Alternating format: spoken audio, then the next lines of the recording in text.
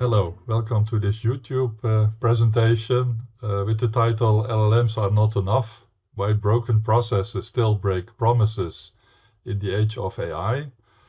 This video recording is based on a talk that I gave at a workshop at the SIGMOD conference, where I was invited to give a keynote to talk about the relationship between LLMs and process mining.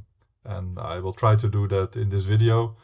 I think it will be interesting for many who are struggling, let's say, using LLMs or Gen AI in an enterprise setting.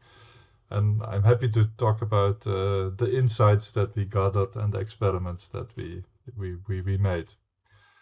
So of course, it's very tempting to think that AI will solve all of our problems, right? And I think more and more people start to realize that after the first surprises, things are not so easy.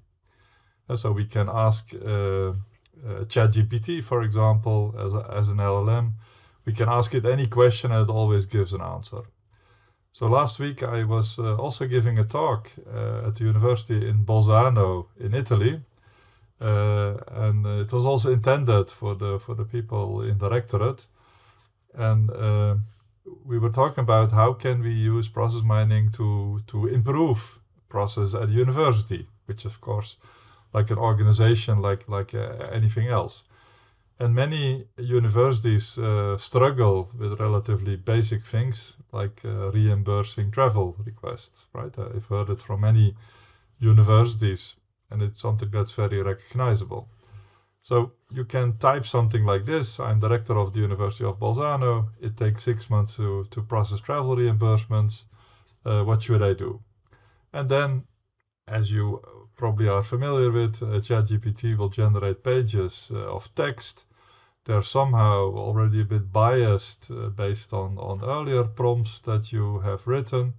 So ChatGPT suggests me several pages of, let's say, good recommendations. And at the end, it asks me, okay, shall I automatically generate a letter that the rector can send to all of the employees?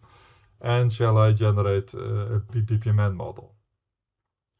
I say yes, right? So here I get a template of a letter that the rector can send. And of course, ChatGPT and all the other LLMs are excellent dealing with languages. So we get a very eloquent message. I also asked it to generate the BPMN model that it promised, and in the end it is generating something like this.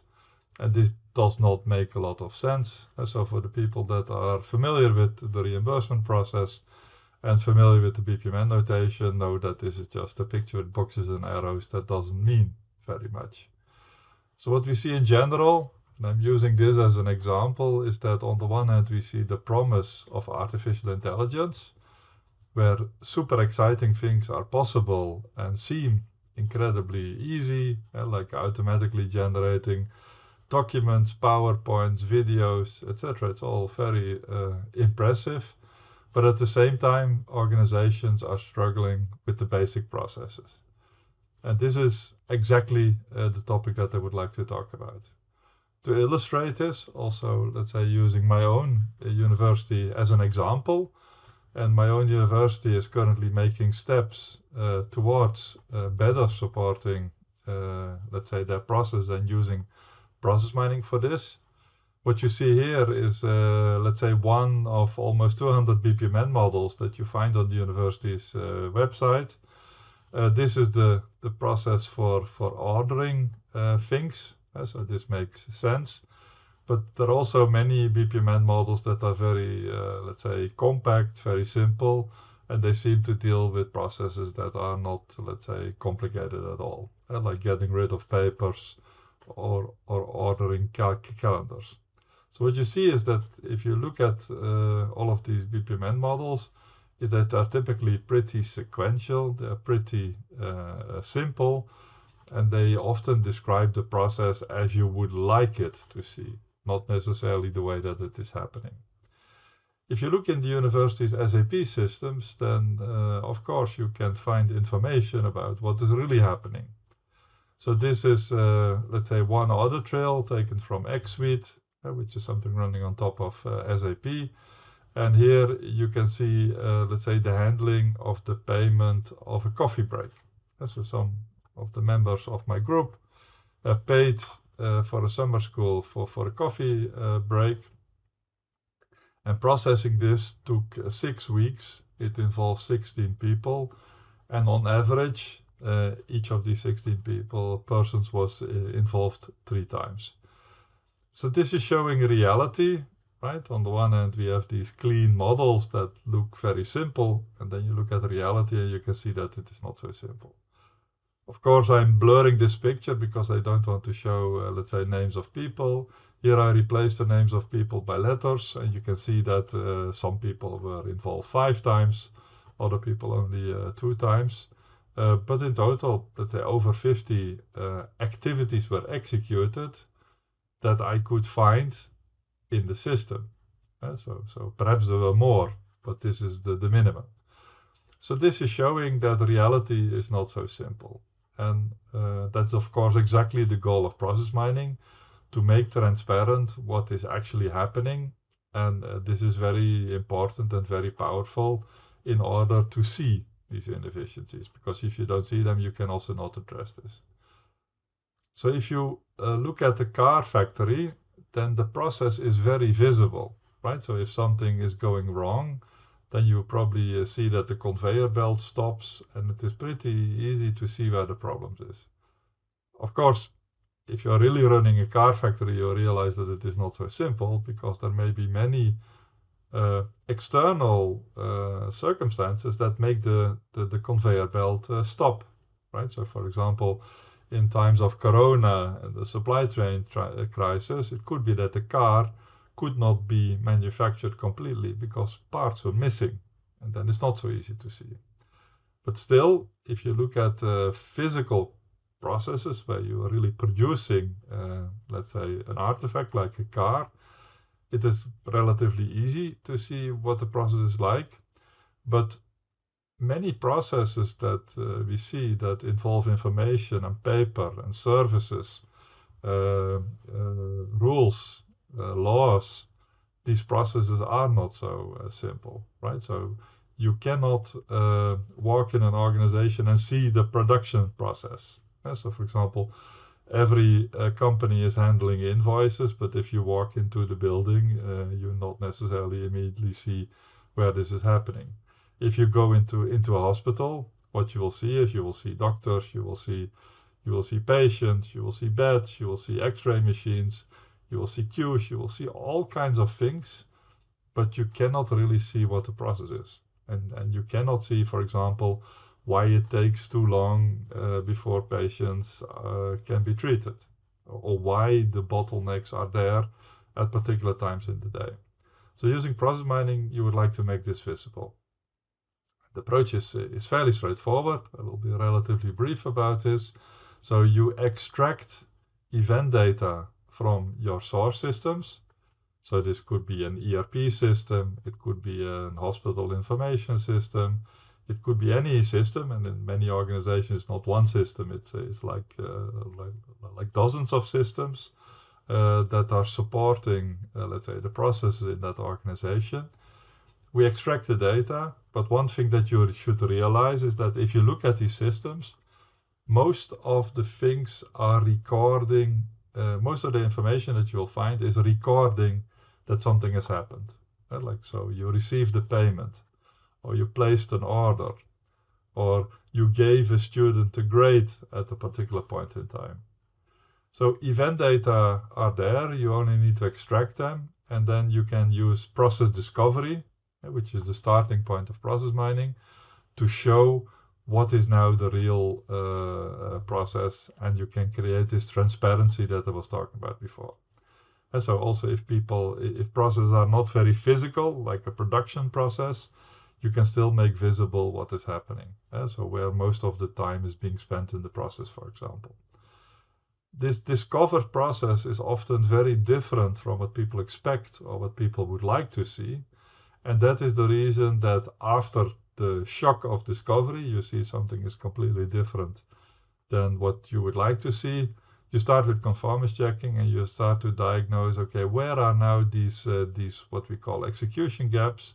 Where is reality different from what we expect to happen? What are the root causes for this? So here we are talking about performance and compliance. And we would like to check this. If we have enough data, we can also, let's say, use predictive analytics powered by process mining techniques. And for example, we can predict how long it takes until a patient's treatment will start, right? Or we will predict that there will be a bottleneck in the production process tomorrow at a particular station. But this is only possible if you have enough data. Of course, what I'm showing you here is just diagnostics. In the end, it's of course, the goal is to change processes, otherwise this is all very pointless. So process mining is triggering what we call action flows. And this can take many forms. So you can use robotic process automation to take actions. There are these low-code workflows. So for example, Celonis has these action flows which are powered by Make, previously called Integromat. But there are many possibilities in which the process mining engine can trigger existing systems to take action. It can also be as simple as sending an email if there is a problem. But you want to make these changes that each time a problem occurs, you would like to address it immediately. That was top-down. This is a bottom-up view. So every row here corresponds to an event. This is something that has happened, right? You see a timestamp. From every event, it may be that we record many different attributes, like duration, quantity, location, and things like that. But the bare minimum that we need in order to do process mining is that for every event, we need to have a case, an activity, and a timestamp. Timestamp is easy. When did it happen? Activity is also relatively easy. What has happened? So for example, a payment was being made or an order was being placed. Order, in this example, corresponds to an order ID, an order number.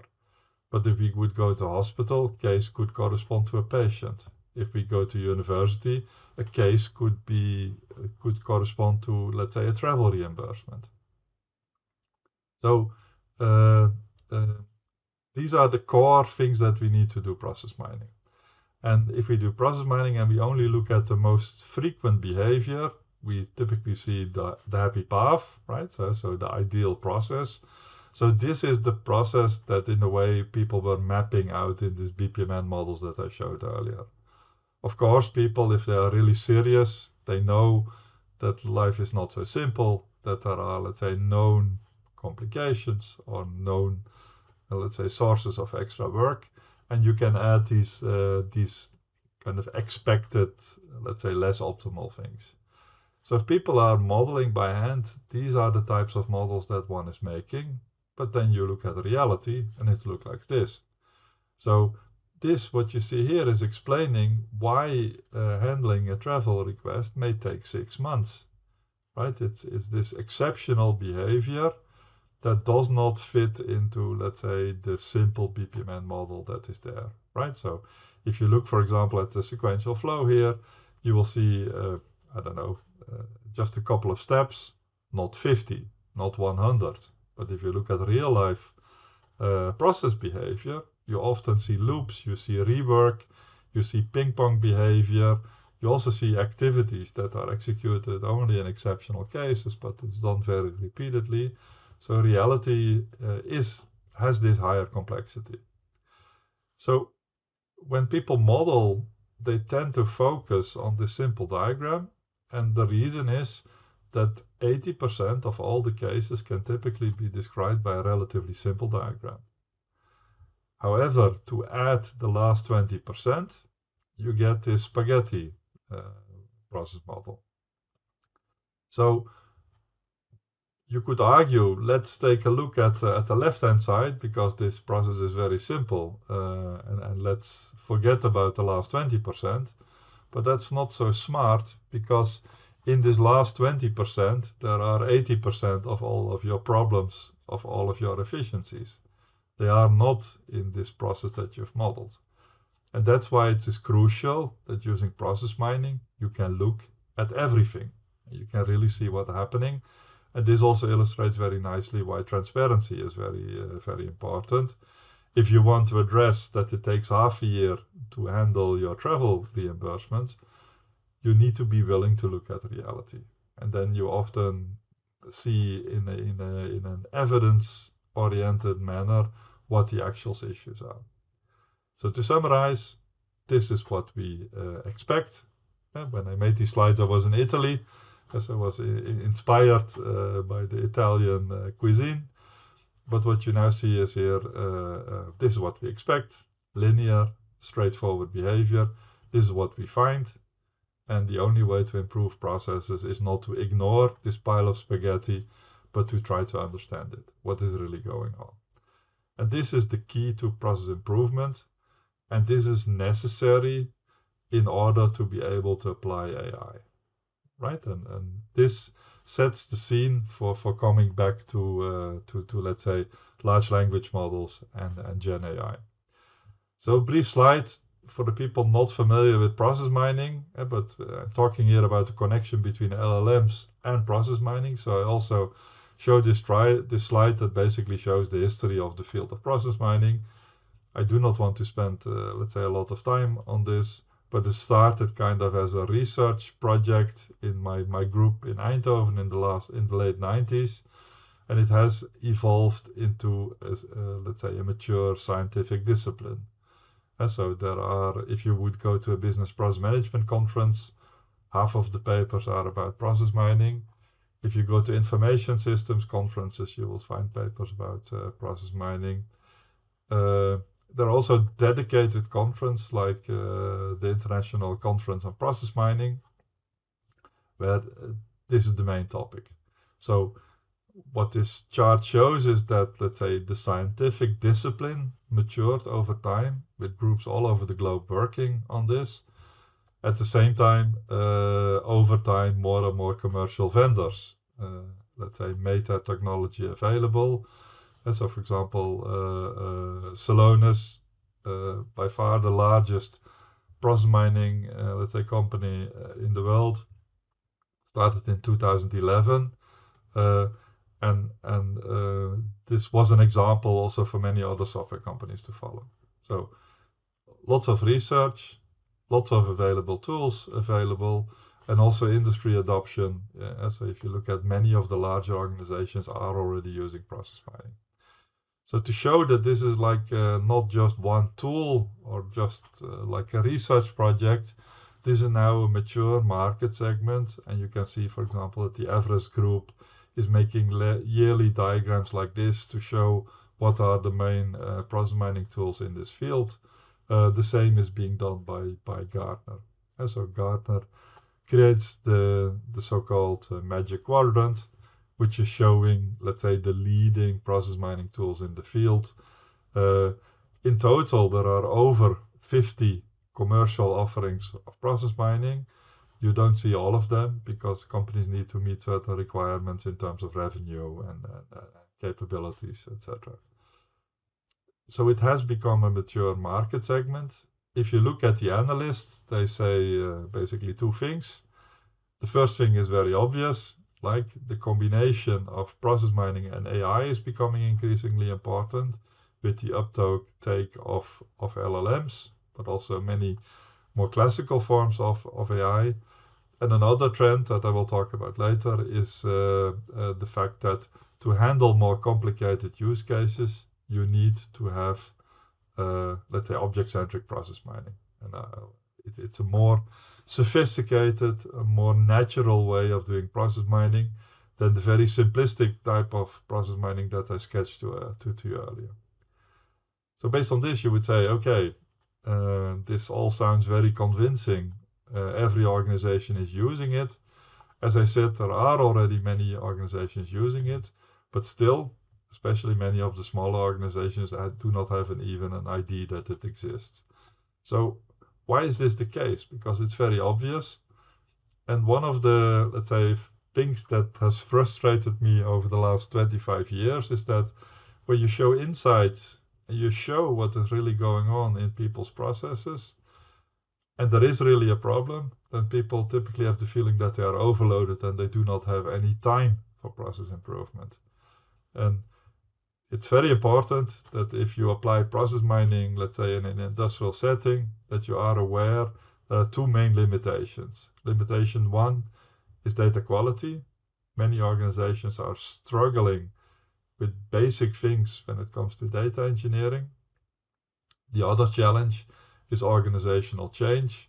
Organizations are reluctant to change, and they really need to be forced to look at the results in order to really change something. And I think this slide very nicely, I generated this myself using ChatGPT, and it nicely shows the problem. One is overloaded, but at the same time, one is not willing to look at reality. One continues to do whatever one is doing, although process mining could help organizations a lot. So that was the process mining part. Now I would like to go to large language models, and I assume that everybody that is looking at this video has had its experiences with ChatGPT or any other, let's say, LLM that is available. Right, so these are widely adopted. I will report on some of the experiments that we did in the last couple of years, since let's say Gen AI came into focus, and I should really let's say thank Alessandro Berti and Human Kurani and many others of the PATS group for, let's say, doing these experiments and driving this. Right, so this is work done by many, let's say, members of my group in Aachen. So if you think about the combination of process mining and LLMs, then of course you start thinking what are now the tasks that one is doing if one is doing process mining, and which of these tasks could be done by a Gen AI. Then you can think about data extraction, you can think about discovery, you can think about conformance checking, performance analysis, detailed diagnostics, etc. And I will talk about, let's say, some of these tasks. But just to have you an idea, these are the process mining tasks that you typically see. And now we would like to apply, let's say, LLMs. Then, like a very ambitious goal could be that we try to learn LLMs by taking lots of enterprise data and create a dedicated large language model for processes. This is very, very, very resource intensive, and let's say currently very few or no people are actually doing that. Then there is fine tuning. This is also very resource intensive. But you will see that many people are already using large language models, but they take the standard large language models that are available, and they are basically doing prompting in combination with retrieval augmented generation, right? So you build prompts, but you also allow the LLM to let's say run queries, to ask questions, etc. So that's the typical paradigm. So how does this start? And so this, what you see here, is one of the first papers where we basically take an event log, we create an abstraction. So this could be a summary of the most frequent variants. It could be a so-called directly follows graph, which is a standard abstraction of your data and process mining. But you could also think of other things. So you create an abstraction, you explain in the prompt what the abstraction means, and then you ask a question. And then it's amazing that many of these, let's say, general purpose LLMs are able to give answers that sound quite sophisticated, right? So this was the starting point, and this is the naive approach. Of course, this is a highly stochastic process. It could be that you change something in your input and the answer would be completely different. Before we started to work on applying, let's say, LLMs on event data, we had this research together with my colleagues from Brazil. So the papers appeared a bit later, but this was work that was actually started, let's say, before OpenAI, etc., were released. And the basic idea here is that we try to build a taxonomy of possible questions that you could ask over event data. And so you just have event data, you make a large taxonomy of possible questions and tasks, and then using NLP techniques, you try to detect what is now the question, if it is posed in natural language, and then you call a process mining tool in order to get the answer. So this was, as I said, pre-ChatGPT, and like the results were okay, but not spectacular. But we spent a lot of time trying to look at the structure of these questions. Then a few years later, we did this experiment where we compared this rule-based approach with the ChatGPT-based approach. And also we looked at sophisticated combinations of this. And it was surprising that, let's say, the LLM-based, let's say, responses were not much worse than the, let's say, the ones that you were getting using very sophisticated techniques. So this shows that it's kind of amazing what is happening. At the same time, like the accuracy is not 100%. And there are lots of, let's say, random stochastic elements in it. So we also built tools like Promo AI, which is basically a tool that tries to use LLMs in combinations with event data and process models. So one of the starting tasks that you can do here is that you can describe a piece of text. So in textual form, you describe a process, and you ask the system to generate, let's say, a formal process model for this.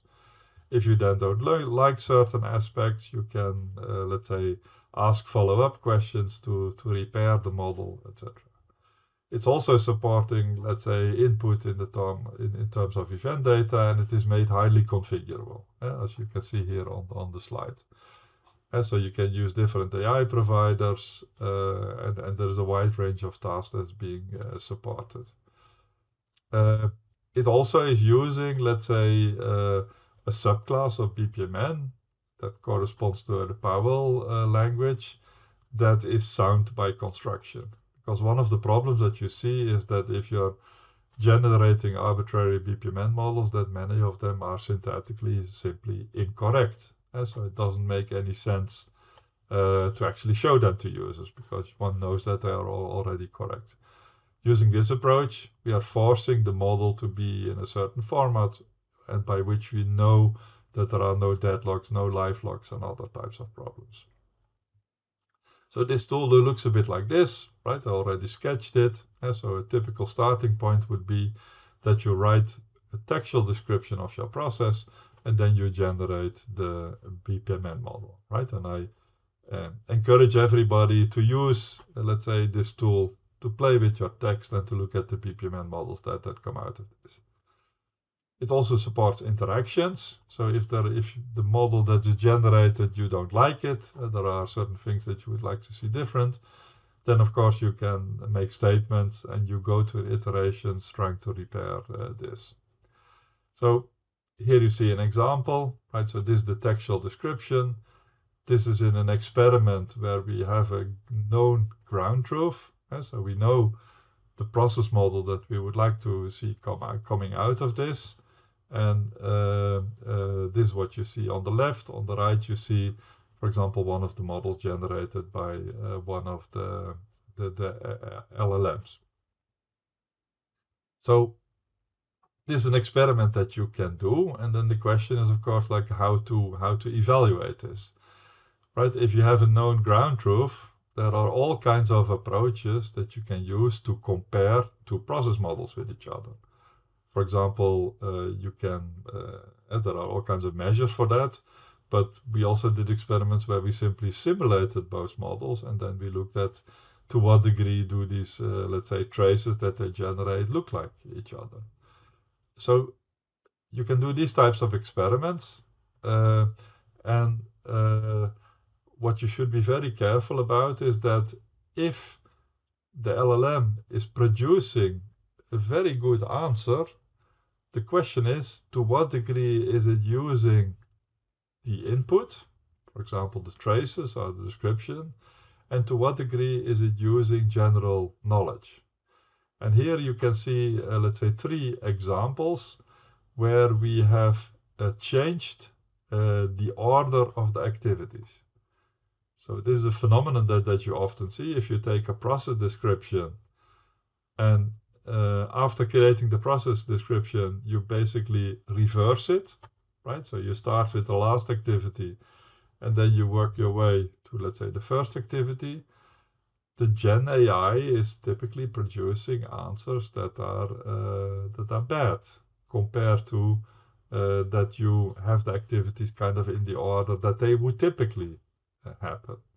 And so if you look at this example and just look at, for example, the first and the last activity, you can see that sometimes the activity is the first, sometimes the activity is the last. And this is because this is a setting where we kind of randomly shuffled all the activity names. And it can be that that activity that is typically happening first, now in the description, is happening last. So if you look at the prompt at the end, there you can say just use the data, and then it will not use background knowledge, but that also defies a bit of the purpose.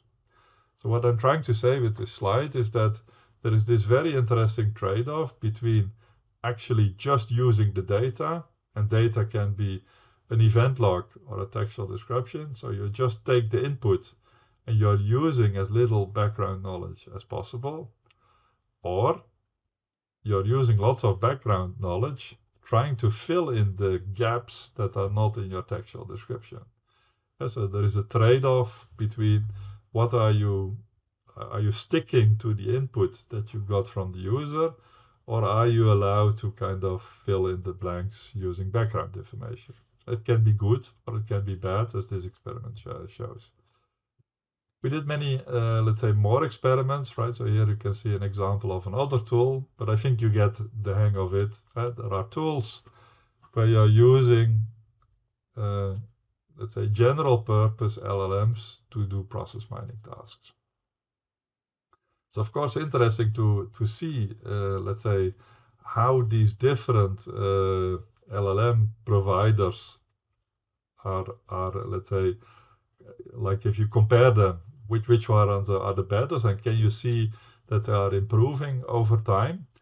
And especially Alessandro Berti has been super active in benchmarking these LLMs for process mining tasks. So he created, let's say, a standard benchmark composed of many different tasks distributed over these 8 categories that you see here.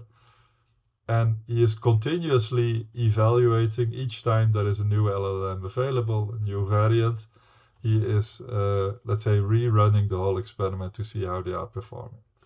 So if you look at this slide, what you can see is that here you have the overall leaderboard, where on the top you see the best one, at the bottom you see the worst one, based on this benchmark. In total, in the collection of Alessandro, there are now 170 LLM variants. And as I mentioned, we have these 8 categories of areas where we want the LLM to do different tasks. And this results in 57 tasks. And every task is quite detailed. So typically it consists of multiple parts.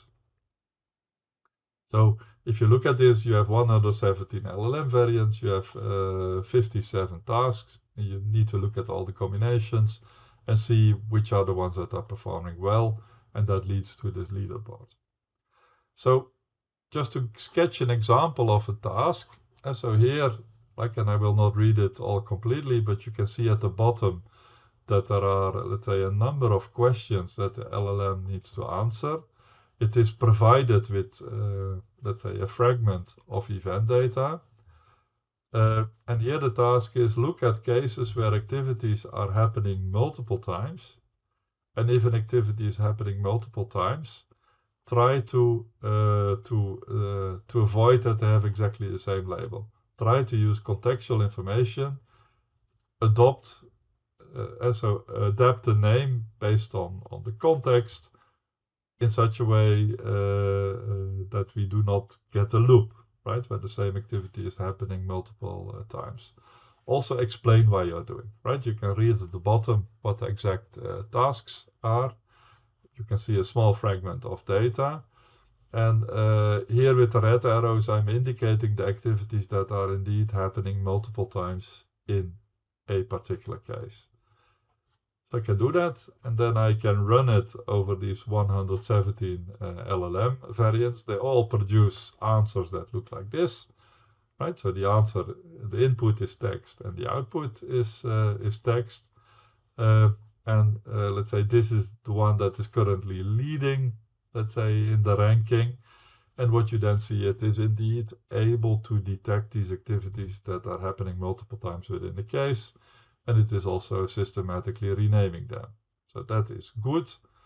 The explanations and like the B, C, and D part of the question are answered, let's say, not so good. This is the worst one that we see here. So it is also generating textual output. At the end, if you look at the log that is being generated by this DeepSeek variant, like it's completely garbage, right? New cases have been created. It doesn't make any sense. It is unrelated to the assignment that we started with. So this shows that these LLMs are really, let's say, generating completely different results, and it's very fascinating to see these differences. Of course, the question is like, how do you now evaluate it, right? I say this is like a garbage log that is being generated. This is a log that is much better. So because our tasks are so diverse, and we also ask soft questions like explain why you have this particular name, we are also using LLMs to evaluate the LLMs, right? So what you see here is that the LLM variant that is currently leading in the ranking is basically evaluating itself, right? And it surprisingly it doesn't say one gets 10 points. So 10 points is the maximum number of points that you can get. So it says it's good on the first part. It is not so good on the latter part of the assignment. So this is 5.5 points. If it evaluates this DeepSeek variant, then what you see is that the scoring is very low, just 1.5. And as I said, this is very much justified. So this is fascinating, right? You can use LLMs to generate answers, and then you can use LLMs again to evaluate the answer. But it also triggers a bit the so what question, right? So this is all great. It's surprising that it works. So it's amazing, but at the same time it's confusing because it's not so clear what it means, right? You get textual results, and they are often make common sense, but they are not based on actual computations or something like that. So if you look at the early LLMs, right, the first versions of ChatGPT, if you would ask it a mathematical question, it would often give the wrong answer, right? If you would ask it to multiply two large numbers, it would give a completely random result. What you see today, if you ask an LLM multiply two large numbers or take the difference of two large numbers, it will always give a perfect answer. And that is because the LLM is calling a calculator in the background. And this makes the results very accurate. So we would like to achieve the same if we are looking at event data. And now we see how these things that I was talking about before are coming together. So we do not want this, what I showed you here, and what I illustrated kind of with all the different experiments. We do not just want to ask a question, hoping that the Gen AI can generate some answers. We also do not want to show a fragment of the event log in the prompt, right? Because we can never, let's say, load the entire enterprise data in the prompt, right? That it does not work like that. So we need to do it in a different way. We need to use a more RAG style type of computation where the LLM is like not using a calculator, but is using a process mining tool to do things in a more sophisticated way. So this works as follows. So at the bottom, we have, let's say, the event data. So we will focus on object-centric event data and a process mining engine providing lots of capabilities on this event data. Also, we have a very clear description of the event data, the so-called metadata, and we can tell this to the GenAI. And so we can tell the GenAI, we have these object types, we have these event types, we have these capabilities to compute these different things. And so, for example, if there are standard key performance indicators, like, for example, what is your OTIF score, the deliveries on time in full, then there is a function to compute that over the event data. So you provide it with, these are the objects, these are the events, and these are the computations that the process mining engine can do for you. And then there is this interaction process where the GenAI, based on the question and combining it with the assets, it then poses a query. It is using the assets that are provided. Then it gets a result. And this is iterating a few times until it is able to give an answer. And now it is not guessing the answer. It is just like the calculator is now giving a real result, starting with a question in natural language. And so this is the goal. And if you look at the answer, you can always ask it to explain why it made this answer. And then it can, let's say, give the actual process mining computation that has happened behind the scene. And this is, for example, if you look at the process mining copilot of Celonis, this is exactly what is happening. So if you ask a question, for example, about your OTIF score, then you get a real number, and that number is not based on guesses, it is based on actual computations over the event data that are in the Celonis process mining engine. So this is replace the calculator by a sophisticated process mining engine if you want to apply this in an industry setting. So that is GenAI using a natural language interface to ask process-related questions.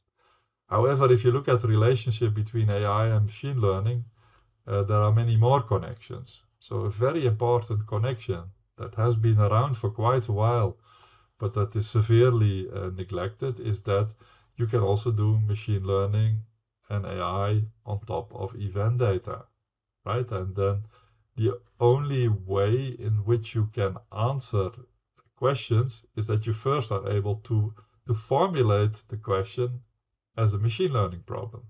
And process mining helps you with this. So, for example, if in the process mining analysis you see a bottleneck, based on the bottleneck, you can generate a machine learning problem trying to explain why it is there or even to predict it is there. So this applies to predictive AI, prescriptive AI, where you use AI to automatically take actions. But this is also the connection to classical operations research and classical machine learning approaches that are there. I think it's a missed opportunity. Lots of focus goes now to LLMs.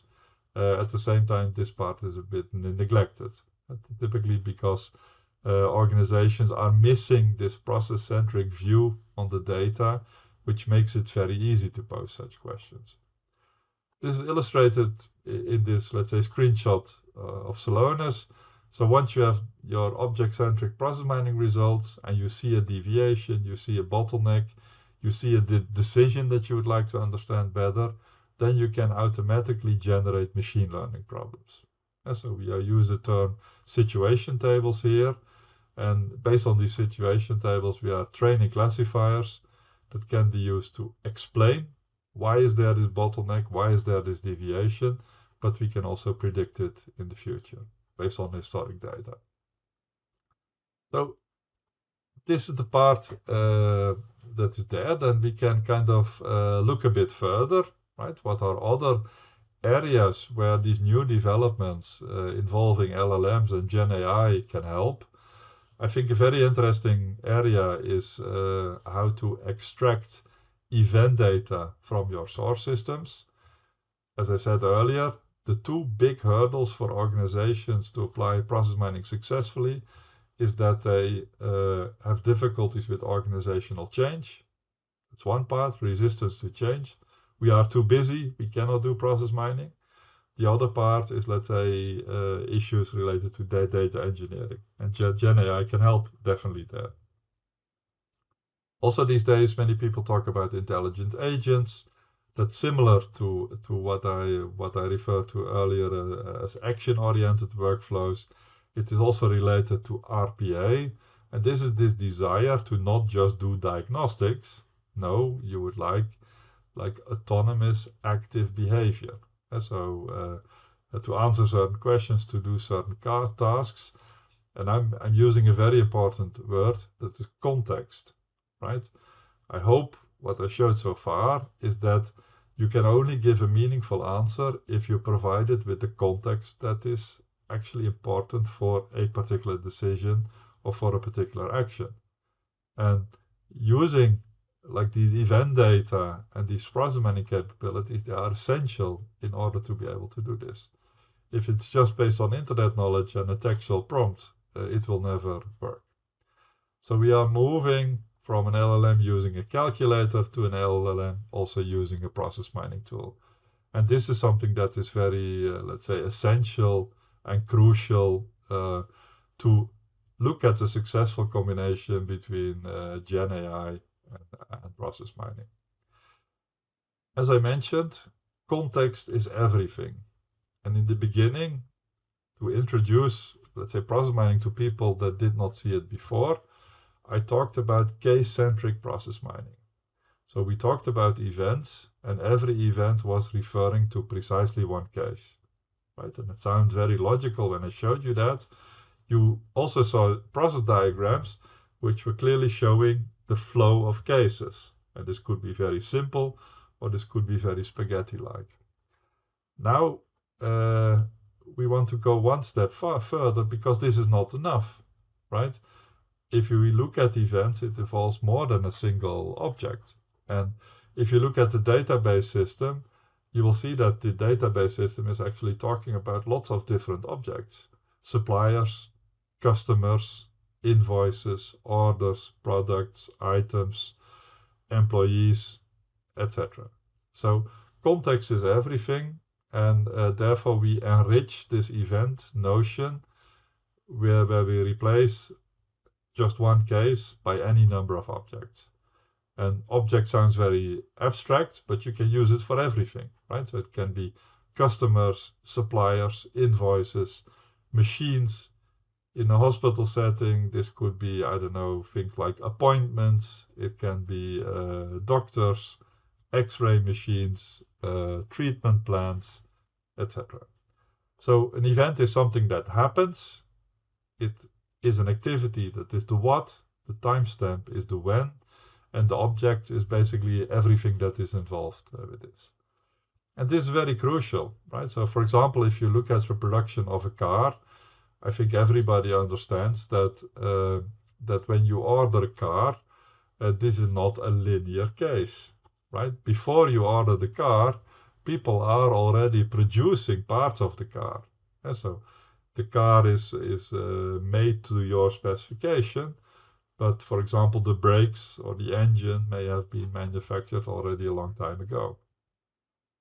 So this shows that the events and the activities involved in such a process do not involve just one case. It is much more. So that's why we are using this colored spaghetti to show like it's not just one thing, one case. It is much more. It is involving people, machines, parts of the car, etc. Another example, this is one of my favorite examples. So for example, Lufthansa is a Celonis customer. It is using process mining in various areas, including trying to minimize delays. If you look at the events that are happening when the plane lands, for example, in Frankfurt or Munich, and then takes off again, often within 1 hour after landing. What are the events that are happening, right? So, of course, you need to unload the baggage, you need to load the baggage, people need to leave the plane, new passengers need to board the plane. The plane may be refueled. There are also people standing at the gate. The people that are standing at the gate may have been people that were standing at the check-in desk before. The plane may need to be refueled. So these are just examples of things that are happening. And what you hopefully see is that there are many events, but these events are also involving different objects. So the number of suitcases that go onto a plane correlates with the number of passengers, but one passenger may have no suitcases, another passenger may have 3 suitcases. So these are showing the reality, and you cannot reduce it to a single case. I cannot say, okay, we just have a plane landing, taking off, and these things are happening. What you then see is also a fairly random sequence of events if you don't see this structure. So context is everything, and this is key for applying generative AI. To make it simpler and to show an example that you can more easily relate to is, for example, the standard example where we look at buying items, and these items are delivered after some time. So what this slide sketches is 2 orders. Each of these 2 orders consists of 3 items. It can be that these items are delivered in the same package 1 day later, but it can also be that there are items that have a longer delivery time and arrive later. So it can be that in one package there may be items of multiple orders, and at the same time, if you view it from an order, if you place an order, like the items do not come into one package, they may be scattered over multiple packages. So this is a reality. So if I now try to describe this process, then I need to make a choice. If I'm doing case-centric process mining, I look at the orders, I look at the items, or I look at the packages. If I do that, I get these siloed processes that are very misleading because you cannot see the interactions between the different objects. So in blue, you see the handling of orders. So you can see an order is placed, confirmed, there may be 1 or more reminders, and finally the order is paid. If you look in red, you see the flow of items. If you look in green, you see the flow of packages. What you should also note is that if you look at, for example, activity place order, this is involving both an order and an item. So I see it when I take the case-centric view of items, I see place order happening 8,000 times. If I look at the blue flow, I see it happening only 2,000 times. However, we know that in reality, place order happened 2,000 times. But in one order, there can be multiple items, and that's why the frequency in the green part is higher. You can also look at, let's say, the last activity package delivered. So how often does that happen, right? And it depends. You can look at the package, but you can also look at the items in it, right? If we have 8,000 items, it is happening 8,000 times, but the number of packages is much smaller. So this is showing the problem that if you force this data into a case-centric view, you get very easily distortions and numbers that do not make any sense. So if you do object-centric process mining, you discover object-centric process models that look like this, where you see the flow of the different objects into, let's say, a common process model. And if you look at the numbers, for example, place order is happening 2,000 times, these are the real frequencies. But the double-headed arrow is showing that in one place order event, there may be multiple items involved. And if you're using, for example, Celonis as a process mining tool, you can now drill down on this data, and you can see what is now the distribution of the number of items that is involved in an order. So in other words, we get a very accurate, integrated view of reality. So the Slowness, let's say, platform completely, let's say, supports this object-centric view on the data and processes. So when loading the data, you are not loading cases, you're loading objects and events. You can do discovery, for example, using the multi-objects process explorer. You can do conformance checking, you can do performance analysis, you can use directly follows graphs, you can use object-centric BPMN models. And so this is supporting this whole spectrum. And if you look at compliance or performance problems, you can look at all of these different objects and their interactions at the same time, right? So here, for example, you see the PAM tool of Celonis, where you see a frequent deviation, and you can drill down on what this actually means.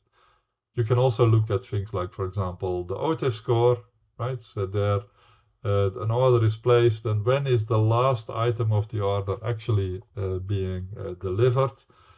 These are the types of questions that involve multiple, let's say, object types. And so if, for example, you're a company and you have difficulties, let's say, supplying your customers in time with the things that they have ordered, it can be in sales, it can be in production, it can be in procurement, it can be in logistics. And you need to look at the bigger picture in order to really see what the root causes are of certain problems. And object centricity is crucial in doing this. So using object-centric process mining, using object-centric event data, you create this view on the process, and that view is rich enough to apply machine learning techniques on top of this, and you provide the context that is actually needed to answer these types of questions, right? So this is like the take-home message. You can use LLMs, you can use AI, you can use machine learning, but you need to provide it with context. Of course, this is not the message that many people, like in practice, would like to hear, right? They believe in this shiny new world of generative AI, where you just ask questions and there are agents doing all of the work. But in reality, this cannot work if it is not based on actual data, right? So if you look here on the right-hand side, this is the object-centric event data that you need to collect, need to be sure that that is of good quality in such a way that you can actually, let's say, make this LLM or this agent give you the results that you would like to see. So this illustrating mind the gap. Like I feel that the gap between what is really happening with organizations having difficulties, I don't know, paying travel reimbursements in time, or helping citizens. So for example, there are now incredible delays for people needing to get like a driver's license or some permit or something like that. It shows the gap between reality, where we talk about the shining AI world, where reality is very different, and that is because we are not dealing with text, we are not dealing with images, we are not dealing with funny videos, we are dealing with processes, and that's why you need to take this very serious. So to conclude, I hope I showed for the people that are new to this that process mining is an interesting, mature technology that is not on the radar of many, let's say, people and many organizations. That's a pity, because it is something that works. If it doesn't work, typically the reason is that organizations have data engineering problems, right? They do not know the data they have, or the data is of very low quality, or they have difficulties accessing it, or they have difficulties with organizational change, right? They do not want transparency because it will show certain things that people do not want to show. Sometimes I say process mining, right, if it doesn't hurt, there is no problem, right? So if you make things transparent, you have to realize that this is not always nice for everybody involved. And this is very important, but it shows organizations that want to be successful, organizations that want to renew themselves, they really need to embrace this technology to get this transparency that is needed. I also showed you several, let's say, experiments with large language models in combination with event data and processes. And I hope that this shows, let's say, what is the state of the art, what do these general purpose LLMs do. And the take-home message there, it is surprising, it's amazing what these general purpose LLMs are able to do. At the same time, it's also a bit inconclusive. And that's why in the last part, I focused on a more systematic way of doing this, where you provide the Gen AI and the large language models with very accurate object-centric event data and the capabilities of process mining in such a way that you can give, let's say, answers in a more reliable way. And this is just like the LLM in the past was not using a calculator in the background when it was asked a mathematical question. LLMs of the future should not ask, so if you ask it a process-related question, it should want to get the process-related data and have the process mining capabilities, let's say, underneath it in order to give a meaningful answer. And this is very much possible in the way that I sketched it. Thank you very much.